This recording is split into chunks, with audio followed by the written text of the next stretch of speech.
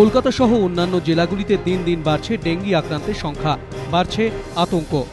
আক্রান্তরা ছুটছেন হাসপাতালে, কিন্তু হাসপাতালের ঠাঁই নেই। প্রায় সব জায়গাতেই বেডের হাহাকার। ইকবালপুরের কাছে একটি বেসরকারি হাসপাতাল, সেখানে মূল গেটের সামনেই লেখা রয়েছে বেড নেই। হাসপাতাল কর্তৃপক্ষ জানিয়েছেন গত কয়েকদিনে রোগীদের চাপ কয়েক গুণ বেড়েছে। শনিবার ইটসেলফ সকাল জাস্ট 2 জন এসেছিল। আমরা তখন ভাবছিলাম হয়তো ট্রেন্ড কমতে শুরু করলো, কিন্তু that was not the true picture. কারণ অলরেডি মানডে মর্নিংয়ে এসেই আমরা দেখলাম 54 টোটাল ডেঙ্গু পেশেন্টস আর অ্যাডমিটেড।